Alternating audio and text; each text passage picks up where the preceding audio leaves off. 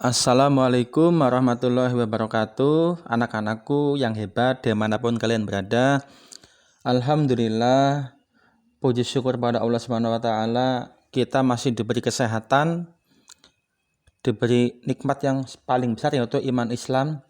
Sholawat dan salam semoga kepada junjungan kita baginda Nabi Agung Muhammad Sallallahu Alaihi Wasallam. Semoga kita memperoleh syafaatnya di hari kiamat nanti. Amin amin ya rabbal alamin. Baik, untuk kesempatan kali ini kita akan bersama-sama belajar pada materi meyakini kitab-kitab Allah, mencintai Al-Quran.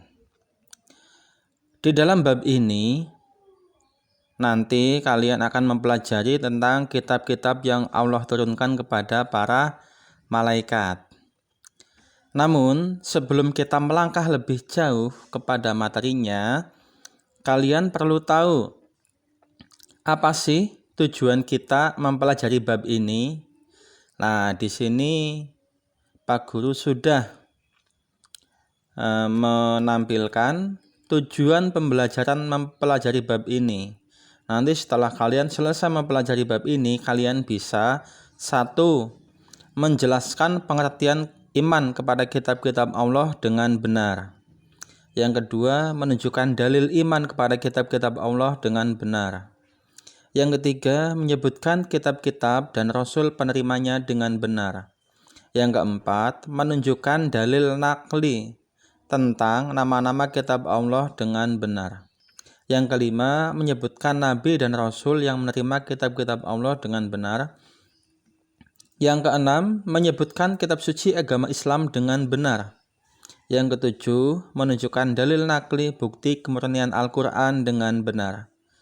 Yang kedelapan, menjelaskan perbedaan kitab dan suhuf dengan benar. Yang kesembilan, menunjukkan dalil nakli tentang kitab dan suhuf dengan benar. Yang kesepuluh, menjelaskan beriman kepada kitab-kitab Allah dengan benar. Yang kesebelas, membiasakan mengamalkan ajaran Allah dalam kitab suci Al-Quran dalam kehidupan sehari-hari dengan benar. Jadi ajaran yang ada di dalam kitab Al-Quran kita aplikasikan, kita laksanakan dalam kehidupan sehari-hari. Nah, itulah tadi anak-anakku yang hebat, yang rajin, yang soleh-solehah dimanapun berada. Itu tadi adalah tujuan pembelajaran. Kalian diharapkan bisa 11 poin itu tadi setelah mempelajari bab ini.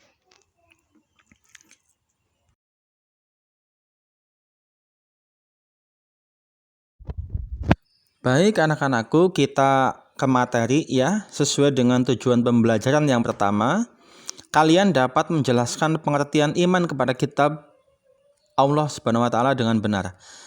Iman kepada kitab Allah Subhanahu wa Ta'ala artinya adalah percaya dan yakin dengan sepenuh hati bahwa Allah telah menurunkan kitab-kitabnya kepada para rasulnya. Ajaran yang terdapat di dalam kitab tersebut disampaikan kepada umat manusia sebagai pedoman hidup agar dapat meraih kebahagiaan di dunia dan akhirat. Itu pengertian iman kepada kitab Allah Subhanahu wa Ta'ala. Titik sampai di situ. Kemudian, apa sih tujuannya, kenapa Allah menurunkan kitab kepada Nabi kemudian disampaikan kepada umatnya? Itu merupakan bukti kasih sayang Allah kepada manusia. Jadi Allah menciptakan kita itu tidak di-los begitu saja, tidak dibiarkan begitu saja. Kita diciptakan Allah kemudian diturunkan ke bumi, maka kita pun dibekali petunjuk. Sebagaimana misalkan kita ikut kegiatan pramuka di sekolah, kemudian mencari jejak, maka kakak pembina kita pasti sudah menyiapkan petunjuk-petunjuk, ada peta-petanya, ada kode-kodenya begitu. Siapa yang mengikuti petunjuk itu, kode itu, peta itu, dia pasti akan sampai ke pos terakhir, finish begitu. Dan perjalanannya pasti akan mudah, tidak tersesat. Begitupun manusia diciptakan oleh Allah Subhanahu wa Ta'ala itu dengan dibekali kitab suci. Kitab suci itu nanti menuntun manusia, memberikan arahan kepada manusia. Oh, ini manusia, kamu hidup di dunia ini yang boleh kamu lakukan, ini yang nggak boleh kamu lakukan. Nanti kalau kamu punya masalah, solusinya ini. Nanti kalau kamu punya masalah ini, solusinya ini. Nanti kalau kamu punya kesulitan hidup, solusinya ini. Nanti kalau kamu terhimpit beban yang sangat berat, solusinya ini. Ikutilah kitab ini, kitab suci, kemudian ikutilah para nabi, aturan agama, begitu. Supaya kalian itu, kita manusia hidup di dunia ini mudah, bahagia, dan bisa kembali ke akhirat, ke dalam surganya Allah Subhanahu wa taala. Jadi tujuannya Allah Subhanahu wa taala memberikan kitab suci kepada umat manusia itu bukan untuk pajangan, pelengkap orang beragama, ini kitabnya, bukan hanya itu, tapi isinya adalah aturan hidup yang bisa menuntun kita menuju kebahagiaan, kemudahan di dunia dan di akhirat. Jadi kebahagiaan itu jangan minta di akhirat saja, tapi di dunia bahagia dan di akhirat juga bahagia. Nah, itu pengertian iman kepada kitab Allah. Dapat kalian salin ya di buku tulis supaya tidak hilang dan tidak tercecer. Begitu. Kemudian itu tadi sebabnya kenapa Allah menciptakan manusia kemudian dibekali dengan kitab suci supaya manusia hidupnya bahagia, tidak tersesat.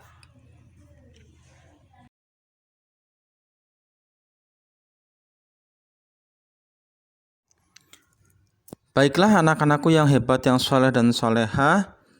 Bagi yang belum subscribe, silakan subscribe dan tekan tombol lonceng supaya setiap ada materi baru kalian mendapatkan informasinya. Baik, untuk dalil iman kepada kitab Allah Subhanahu wa taala itu ada di dalam surat Al-Maidah. Adalah surat kelima dalam Al-Qur'an dan terletak pada ayat 16 untuk dalil iman kepada kitab ini. Surat Al-Maidah surat kelima ayat 16. Mari bersama-sama kita membacanya pelan-pelan. A'udzu billahi minasyaitonir rajim. Bismillahirrahmanirrahim. Yahdi bihillahu manittaba'a ridwanahu subulas salam wa yukhrijuhum minadh-dhulumati ilan nuri biidnihi wa yahdihim ila siratim mustaqim. Artinya, dengan kitab itulah Allah memberi petunjuk kepada orang yang mengikuti keridhoannya ke jalan keselamatan, dan dengan kitab itu pula Allah mengeluarkan orang itu dari gelap gulita kepada cahaya dengan izinnya dan menunjukkan ke jalan yang lurus. Nah, ini adalah salah satu dalil iman kepada kitab Allah. Di dalam Al-Maidah ayat 16 ini Allah memberikan petunjuk kepada orang yang mau mengikuti ajaran-ajaran Allah di dalam kitab suci. Kalian silakan salin ya ayatnya beserta arti perkataannya. Kalian tulis, di atasnya adalah ayatnya, mufradatnya, di bawah langsung terjemah perkataannya. Kemudian arti komplitnya di bawah, persis seperti pada contoh. Setelah ditulis, kalian bisa kirim kepada WA grup atau kepada Bapak Ibu Guru. Selanjutnya, pada tujuan pembelajaran yang ketiga adalah kalian bisa menyebutkan kitab-kitab dan rasul penerimanya dengan benar. Seperti kitab Taurat kepada Nabi Musa alaihi salam. Kemudian kitab apa lagi? Ayo, Zabur kepada Nabi Daud alaihi salam. Kemudian ada kitab Injil kepada Nabi Isa alaihi salam dan kitab Al-Qur'an kepada Nabi Muhammad sallallahu alaihi wasallam. Itu adalah nama-nama kitab beserta nabi yang menerimanya. Untuk selanjutnya, kalian bisa mempelajarinya lebih lanjut pada buku yang kalian miliki. Kitab Taurat itu diturunkan kepada Nabi Musa alaihissalam pada abad ke-12 sebelum Masehi. Nabi Musa diutus kepada bangsa Bani Israel. Mengenai keterangan diutusnya Nabi Musa itu dapat kalian temukan salah satunya di surat surat Al-Mu'minun ayat ke-49. Bismillahirrahmanirrahim. Walaqad ataina Musal kitaba la'allahum yahtadun. Artinya, dan sungguh telah kami anugerahi kepada Musa kitab Taurat agar mereka Bani Israel mendapat petunjuk. Nah, sejak dahulu awal mula kitab diturunkan itu adalah agar manusia memperoleh petunjuk dalam menjalankan kehidupan di dunia, agar hidupnya di dunia bahagia dan di akhirat nanti bahagia juga, selamat dari siksa api neraka. Kemudian pokok-pokok ajaran yang ada di dalam kitab Taurat. Kitab Taurat itu diturunkan Allah di Bukit Sinai kepada Nabi Musa alaihissalam. Adapun pokok ajaran yang ada di dalam kitab Taurat adalah satu, perintah untuk mengesahkan Allah. Yang kedua, larangan menyembah patung atau berhala. Yang ketiga, larangan menyebut nama Allah dengan sia-sia. 4, perintah mensucikan hari Sabtu. Kelima, perintah menghormati kedua orang tua. Keenam, larangan membunuh sesama manusia. Ketujuh, larangan berbuat zina. Kedelapan, larangan mencuri. Kesembilan, larangan menjadi saksi palsu. Yang ke-10, larangan mengambil hak orang lain. Itu adalah isi kitab Taurat yang diturunkan kepada Nabi Musa alaihissalam pada abad ke-12 sebelum Masehi. Kemudian setelah itu Allah menurunkan kitab Zabur, diturunkan pada abad ke-10 sebelum Masehi. Kitab Zabur ini diturunkan kepada Nabi Daud alaihissalam untuk bangsa Bani Israel atau umat Yahudi. Kitab ini diturunkan di daerah Yerusalem. Adapun kitab Zabur itu ditulis dengan bahasa Kipti. Dalil Al-Quran yang menyebutkan bahwa kitab Zabur itu diturunkan kepada Nabi Daud alaihissalam itu pada surat Al-Isra, surat ke-17 ayat 55. Bismillahirrahmanirrahim. Wa rabbuka a'lamu biman fis samawati wal ard. Wa laqad faddalna ba'dhan nabiyyina 'ala ba'di wa ataina Dawuda zabura. Artinya, dan Tuhanmu lebih mengetahui siapa yang di langit dan di bumi, dan sungguh kami telah memberikan kelebihan kepada sebagian nabi-nabi atas sebagian yang lain. Dan kami berikan Zabur kepada Nabi Dawud alaihissalam. Kemudian Allah menurunkan kitab Injil kepada Nabi Isa alaihissalam. Kitab Injil itu diturunkan abad ke-1 Masehi, ya. Diturunkan di daerah Yerusalem. Kemudian kitab ini menggunakan bahasa Suryani, begitu. Dan kitab ini menjadi pedoman bagi kaum Nabi Isa alaihissalam, yakni kaum Nasrani. Adapun dalil mengenai kitab Injil ini dapat kalian temukan di surat Maryam, surat ke-19 ayat 30. Bismillahirrahmanirrahim. Qala inni abdullah ataniyal kitaba wa ja'alani nabiyya. Artinya, dia Isa berkata, sesungguhnya aku hamba Allah. Dia memberiku kitab Injil dan dia menjadikan aku seorang nabi. Kitab Injil berisi ajaran pokok yang sama dengan kitab-kitab sebelumnya. Namun, ada yang menghapus sebagian ajaran kitab Taurat yang sudah tidak sesuai dengan zaman itu. Secara umum, kitab Injil berisi tentang satu, perintah untuk kembali mengesahkan Allah. Karena zaman dahulu jeda wahyu antara Taurat ke Zabur, kemudian Zabur ke Injil, itu rentangnya jauh sekali, sehingga pada saat itu orang kehilangan penuntun, kehilangan pegangan, sehingga mereka pada menyembah selain Allah. Lah di kitab Injil ini Allah memerintahkan untuk manusia kembali mengesahkan Allah, menyembah Allah SWT.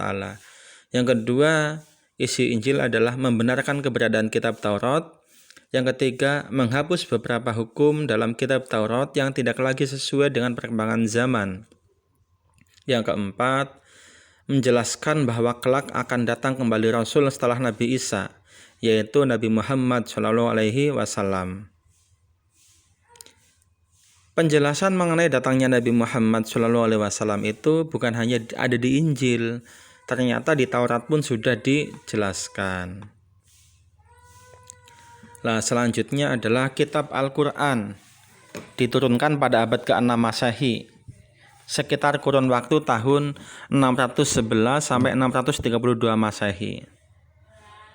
Kitab Al-Quran diturunkan Allah kepada Nabi dan Rasul yang terakhir, yaitu Nabi Muhammad SAW. Kitab Al-Quran sebagai penyempurna dan membenarkan kitab-kitab sebelumnya.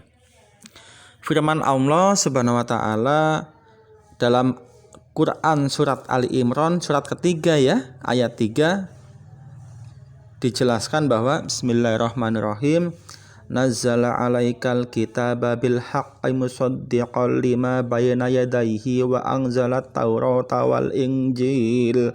Artinya, Dia Allah menurunkan kitab Al-Quran kepadamu Muhammad yang mengandung kebenaran, membenarkan kitab-kitab sebelumnya, dan menurunkan Taurat dan Injil. Jadi di Al-Quran menjelaskan bahwa Allah menurunkan Al-Quran kepada Nabi Muhammad, dan pada zaman dahulu Allah juga menurunkan Taurat dan Injil, begitu. Kemudian yang perlu dipahami bahwa Al-Quran itu pertama kali turun itu adalah surat Al-Alaq ya, ayat 1-5 di Gua Hiro. Kemudian isi Al-Quran secara pokoknya adalah satu akidah atau keyakinan, yaitu hal-hal yang berkaitan dengan keyakinan seperti mengesahkan Allah dan meyakini malaikat-malaikat Allah.